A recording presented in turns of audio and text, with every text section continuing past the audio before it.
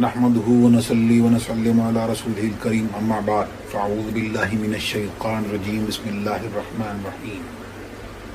يا ايها الذين امنوا اتقوا الله وكونوا مع الصادقين صدق الله العلي العظيم وبلغنا رسوله النبي الامين الكريم ونحن على ذلك لمن الشاهدين والشاكرين والحمد لله رب العالمين غوث اعظم بمن بے سر و ساما مدد قبلہ دی مدد کعبہ ایما مدد انتظار کرم تسمن عینی را اے خدا جویو خدا بینو خدا دا مدد لحد میں عشق رخ شاہ کا داغ لے کے چلے اندھیری رات سنی تھی چراغ لے کے چلے تیرے غلاموں کا نقش قدم ہے راہ خدا وہ کیا بہک سکے جو یہ سراغ لے کے چلے۔ آج 20 جولائی والد گرامی حضور تاج الشریعہ کا عرس ابھی کچھ دنوں پہلے منایا گیا، آج پھر اس تاریخ میں بھی یاد منائی جا رہی ہے۔ اب ان کے بارے میں کیا عرض کر سکتا ہوں، ابھی آپ سب حضرات نے اپنے سر کی آنکھوں سے 14ویں صدی ہجری کے آخر میں اس 14ویں کے چاند کی زیارت چرخ رضویت پر ایک ماہ کامل کے طور پر، ایک سچے پیر و مرشد کے طور پر، اور حضور مفتی اعظم کے فیضان نظر کے دفعل محفل انجم میں اختر دوسرا ملتا نہیں، تو محفل انجم میں اختر بن کر چمکتا دمکتا آپ لوگوں نے ان کا دیدار کیا۔ حضور تاج الشریعہ جو علوم اعلیٰ حضرت کا مجسم پیکر، وارث علوم اعلیٰ حضرت، حسن و جمال میں حجت الاسلام کا پرتو، زہد و تقویٰ میں حضور مفتی اعظم ہند کا مظہر، اور حضور مفسر اعظم ہند کی آنکھ کا تارا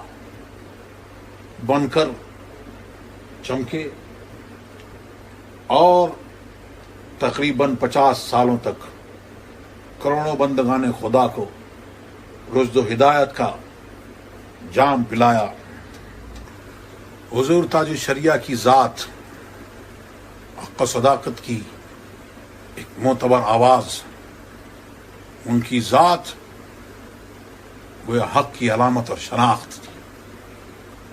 ان کی صورت دیکھ کر، ان کی سیرت دیکھ کر، ان کا چہرہ دیکھ کر خدا یاد آئے۔ وہ جس راہ سے گزرتے تھے گویا ہوائیں رک جاتی تھیں، فضائیں ٹھہر جاتی تھیں، ایسا محسوس ہوتا کہ بڑھتے ہوئے قدموں میں زنجیریں ڈال دی گئی ہوں۔ ہر چلتا پھرتا ہوا مسافر ٹھہر جاتا، ٹھٹک جاتا، تھم جاتا، اور ان کے حسن میں کھو جاتا۔ اس میں مذہب و مسلک کی کوئی قید نہیں ہوتی۔ بیمار محبت کا اتنی بڑی تعداد میں اور ایسی دیوانگی کے ساتھ جمع ہونا بہت کم دیکھا۔ وہ عشق جنو خیز کی ایک ایسی آواز کہ جہاں بلند ہوتی تھی تو زمانہ وہیں ٹھہر جاتا، دنیا ان کے قدم بقدم ہو جاتی، اور اہل عقیدت ان کے قدموں میں اپنا سر نیاز خم کر دیتے تھے۔ وہ اپنے دور میں، اپنے عہد میں اپنی نظیر آپ، وہ صورتاً بھی بے نظیر تھے، سیرتاً بھی بے نظیر، اور علم و عرفان کے اعتبار سے بھی بے نظیر تھے۔ ان کی عظمتوں، رفتوں اور وجاہتوں کو دیکھ کر ایسا محسوس ہوتا ہے کہ مصرع گویا انہی کے لیے کہا ہے، ایسا کہاں سے لاؤں کہ تجھ سا کہوں جسے۔ حضور تاج الشریعہ بدعقیدوں کے مقابلے، بدعقیدگی کے مقابلے ناقابل تسخیر ایک دیوار بلکہ ایک جبل شامخ بن کر سواد اعظم اہل سنت کے گلشن کی آبیاری کی اور ناموس رسالت صلی اللہ تعالی علیہ وسلم کے تحفظ کے لیے لاکھوں دلوں کو سرکار دو عالم صلی اللہ علیہ وسلم کے گنبد کی جانب لو لگانے کا ہنر بخشا. جس بات کو انہوں نے حق سمجھا، حق جانا اور جس کی تحقیق کری، اس کا پوری جرت و بے باکی کے ساتھ اظہار فرمایا. آپ کی دیر کی برکت سے ایمان و یقین کو ایسی پختگی حاصل ہوتی جو ان کو دیکھتا اور جو ان کی عقیدت میں گم ہو جاتا تو پھر اس بندہ مومن کو بھی باطل کے سامنے سیما سے پر کھڑے ہو کر اور حق بات کہنے پر اس کو بھی کوئی ڈر نہیں ہوتا. آپ نے اپنے اشعار کے ذریعے، اپنی تقاریر کے ذریعے لوگوں کو دعوت دی، بلایا اور کہا کہ آؤ آؤ، حق کی طرف آؤ، ادھر آؤ، یہاں آؤ گے اور اس پر قائم رہو گے تو پھر تم یہاں بھی فلاح پاؤ گے اور اس کے بعد آخرت کی زندگی تو مومنوں کے لیے وہاں بھی فلاح پاؤ گے. وہاں کیا ہے؟ جس کو ہاتھ میں دیا اور غوث اعظم کی بارگاہ سے جوڑ دیا تو فرمایا جہاں میں عام پیغام شہ احمد رضا کر دیں، پلٹ کر پیچھے دیکھیں، پلٹ کر پیچھے دیکھیں، پھر سے تجدید وفا کر دیں. تجدید وفا کریں، تجدید عہد کریں. کس سے عہد کریں؟ کیا دیکھیں؟ تو صحابہ کرام کی زندگی کو دیکھیں، ان کی زندگی دیکھیں، انہوں نے کس طور سے زندگی گزاری اور سرکار دو عالم صلی اللہ علیہ وسلم سے کس طور سے محبت کی اور بتایا کہ اعلی حضرت کا مسلک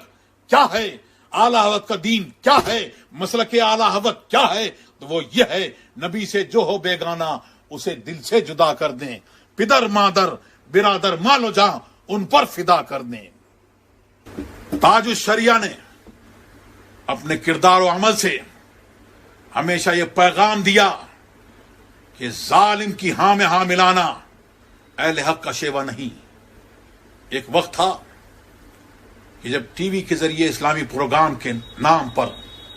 فتنہ پروری اور اخلاقی تخریب کاری کا دروازہ کھولا گیا. اس وقت صرف حضور تاج الشریعہ کی ذات گرامی تھی جس نے جماعت کی آبرو بچا لی اور یہ ثابت کر دیا کہ ٹی وی کی اسکرین پر جو بھی پروگرام پیش کیا جائے، خواہ وہ اسلامی ہو یا وہ غیر اسلامی ہو، وہ تصویر ہے، اور اگر وہ تصویر ہے کسی جاندار کی ہے تو اس کا دیکھنا حرام ہے، حرام ہے، حرام ہے، اور غیر جاندار کی ہے تو اس کا دیکھنا اگرچہ جائز ہے، پھر بھی احتیاط اسی میں ہے کہ اس سے پرہیز کیا جائے. اس بحث میں فقہ و تدبر، فکر و شعور، تحقیق و تدقیق اور فلسفہ و سائنس کے ذریعے آپ نے حق واضح فرما دیا. اس وقت ایسا محسوس ہو رہا تھا کہ یہ بولتا ہوا قلم کسی اور کا نہیں، امام احمد رضا کا ہے. اور تاج الشریعہ نے فرمایا بھی، ان سے کسی نے پوچھا کہ اعلی حضرت سے آپ کو کیا ملا، تو فرمایا اعلی حضرت کی آپ میں کیا چیزیں، تو فرمایا کہ مجھے تحریر اور یادداشت اعلی حضرت سے محسوس ہوتا تھا کہ وہ قلم جو ہے، لیکن قلم جو ہے وہ اعلی حضرت کا ہے، لکھ تاج الشریعہ رہے ہیں، لیکن ڈکٹیٹ جو ہے وہ حضور اعلی حضرت امام احمد رضا فرما رہے ہیں، وہ رہنمائی فرما رہے ہیں، جو اس بات کی واضح دلیل ہے کہ تاج الشریعہ کو کوئی یوں ہی نہیں ہو جاتا، بلکہ وہ ہوا کرتا ہے جس پر سرکار اعلی حضرت کا سراپا فیض ہوا کرتا ہے. حضور تاج الشریعہ کی زندگی الحب فی اللہ والبغض فی اللہ کی چلتی پھرتی تصویر تھی. ان کی دوستی بھی اللہ اور رسول صلی اللہ علیہ وسلم کی خاطر تھی اور دشمنی بھی انہی عالی بارگاہوں کے لیے تھی. ان کی شناسائی شریعت مصطفیٰ سے تھی. جو جتنا شریعت مصطفیٰ کا پابند ہوتا، جو شریعت کا پابند ہوتا، ان سے اتنا ہی قریب ہوتا، اور حضور تاج الشریعہ سے اس کو اتنا چاہتے، اتنا ہی اپنے دل کے قریب رکھتے، اور جس قدر دور ہوتا اور اب حضور تاج الشریعہ سے اسی قدر اس سے دور و نفور اور بیزار رہا کرتے۔ اگر کسی نے شریعت مصطفیٰ کی توہین کر دی تو پھر حضور تاج الشریعہ سخت جلال میں آتے۔ حضور تاج الشریعہ کے وصال کے بعد ایک بڑے میاں میرے پاس آئے، اور کئی بار انہوں نے کہا کہ میں حضور کے بچپن کا دوست ہوں، میں بچپن کا دوست ہوں۔ میں نے کہا حضرت کا کوئی دوست نہیں تھا، ان کی دوستی بس دین و سنیت اور شریعت مصطفی سے تھی۔ جو دربار مصطفیٰ علیہ السلام جتنا قریب تھا وہ اتنا ہی ان کا عزیز اور چہیتا ہوتا تھا۔ آپ کے اس روشن وصف کا ایک زمانہ شاہد ہے، لوگ جانتے ہیں، جنہوں نے قریب سے دیکھا ہے وہ جانتے ہیں۔ ماضی قریب کے چند دہائیوں بہت سے مسائل پیدا ہوئے، اس میں جو حکم شریعت تھا اور بزرگوں سے معصور و منقول تھا وہ آپ نے اپنے فتاوی اور تحریروں میں واضح فرمایا۔ اس معاملے میں آپ نے نہ کسی کے اونچے قد کا لحاظ کیا اور نہ کسی اور بات کا۔ زمانے نے دیکھا کہ شریعت مصطفیٰ علیہ تحیت و ثنا کے اس پاسبان کے دربار مصطفیٰ علیہ الصلوۃ والسلام کی کیسی حمایت اور پشپناہی ہوئی۔ سارے مخالفین و معاندین اپنے اپنے حلقوں میں سمٹ گئے، اور پیارے مصطفیٰ علیہ الصلوۃ والسلام کا بول بالا رہا اور انہی کی شریعت غالب ہوئی۔ آپ خود فرماتے ہیں، اور کیا خوب فرماتے ہیں، جہاں بانی عطا کر دیں، بھری جنت ہبا کر دیں، نبی مختار کل ہیں، جس کو جو چاہیں عطا کر دیں، جہاں میں ان کی چلتی ہے وہ دم میں کیا سے کیا کر دیں، زمیں کو آسماں کر دیں، سریا کو سرا کر دیں، ہوا میں اڑنے والے یوں نہ اترائیں، ندا کر دیں، وہ جب چاہیں جسے چاہیں اسے فرما روا کر دیں۔ مجھے کیا فکر ہو اختر، میرے یاور ہیں وہ یاور، بلاؤں کو میری جو خود گرفتار بلا کر دیں۔ اور اس طور سے لوگوں نے دیکھا اور مشاہدہ کیا کہ جو بلائیں حضور تاج الشریعہ پر مسلط کرنے کی کوشش کی گئیں وہ خود گرفتار بلا ہوئی۔ 1986 میں جب سعودی وہابی حکومت نے نماز میں وہابی امام کی اقتدا نہ کرنے اور اعلاء کلمۃ الحق کی پاداش میں والد گرامی کو گرفتار کیا اور قید و بند کی صعوبتیں دیں، تو وہاں سے رہائی کے بعد ممبئی اور بریلی شریف میں آپ کا استقبال ہوا اور متعدد جگہ بیانات ہوئے۔ بریلی شریف کی جامع مسجد میں بیان کے دوران حضور تاج الشریعہ نے فرمایا، لوگ وہاں ہتھکڑی لگائی ہوگی تو وہ لوگ کہتے کہ حضور یہ نہ بیان کریں، ہتھکڑی لگائی یہ نہ بیان کریں۔ حضور تاج الشریعہ نے فرمایا کہ وہ ہتھکڑیاں جو ان ظالموں نے پہنائی وہ ہتھکڑیاں نہ تھیں، بلکہ حضور محمد مصطفیٰ سرکار دو عالم صلی اللہ علیہ وسلم کی غلامی کے کنگن تھے۔ اور سرکار دو عالم صلی اللہ علیہ وسلم نے اپنے اس غلام کو خوب نوازا اور لوگوں نے دیکھا ان کی گدائی کے طفیل ہم کو ملی سکندری، ان کی گدائی کے طفیل ہم کو ملی سکندری، رنگ یہ لائی بندگی، رنگ یہ لائی بندگی، آج پہ اپنا بخت ہے،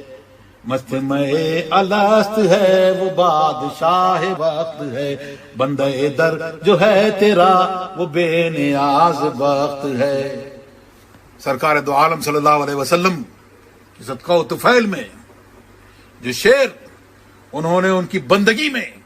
غلامی میں لکھا تو بتا دیا کہ ان کی گدائی کے طفیل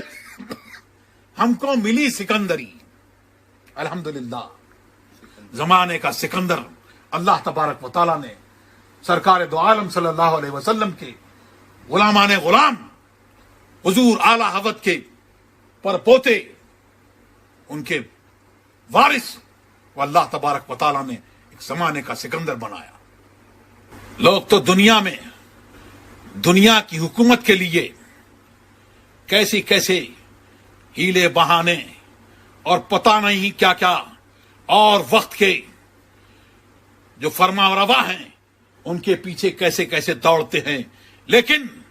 حضور تاج الشریعہ نے ان سب کو ٹھکرا دیا، اور اس ٹھکرانے کے سبب اللہ تبارک و تعالیٰ نے ان کی حکومت دلوں پہ فرما دی۔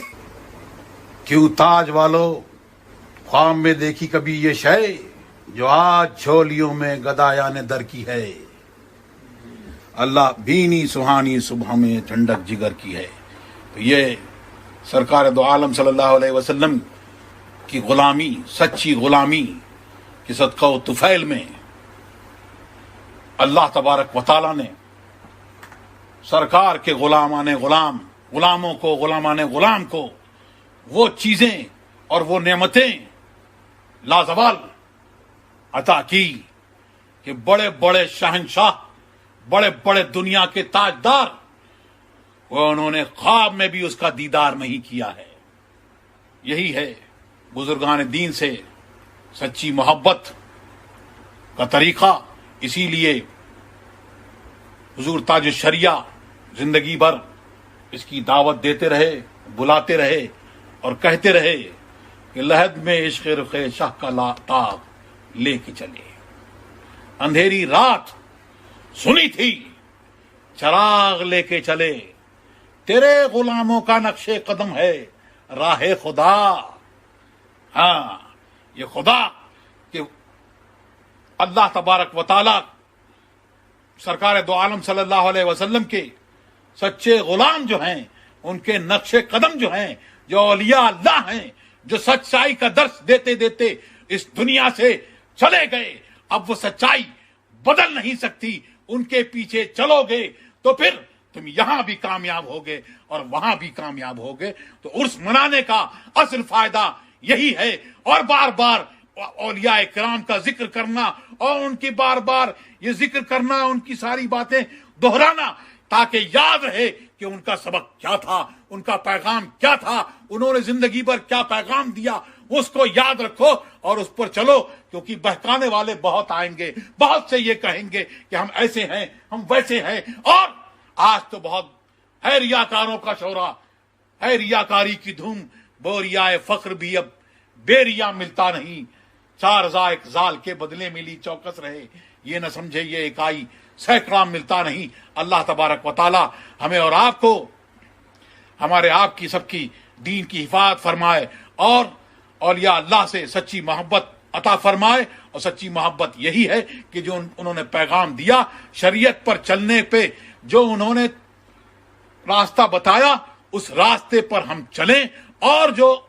علماء ربانیین ہیں ان کے نقش قدم پر چلیں، وہ جو دعوت دیں اس پر چلیں، اور بہکانے والوں سے ہم لوگ ہوشیار رہیں۔ اللہ تبارک و تعالی ہمیں اور آپ کو سب کو مسلک اہل سنت والجماعت پر، مسلک اعلی حضرت پر قائم رکھے، اور اسی پر ہمارا حشر فرمائے، اور اس عرس کے طفیل میں مولا تعالی ہماری آپ کی سب کی جائز مرادیں پوری فرمائے۔ ہم میں جو بیمار ہیں اللہ تبارک و تعالی ان کو شفایاب فرمائے، اور جن کی جو پریشانیاں ہیں رزق میں اللہ تبارک و تعالی برکتیں عطا فرمائے، اور غیب سے سامان عطا فرما دے، اور جو دشمنان اسلام ہیں اللہ تبارک و تعالی ان کو غائب و خاسر کرے، اور مسلمانوں کو اللہ تبارک و تعالی اپنے حفظ و امان میں رکھے۔ وآخر دعوانا الحمدللہ رب العالمین۔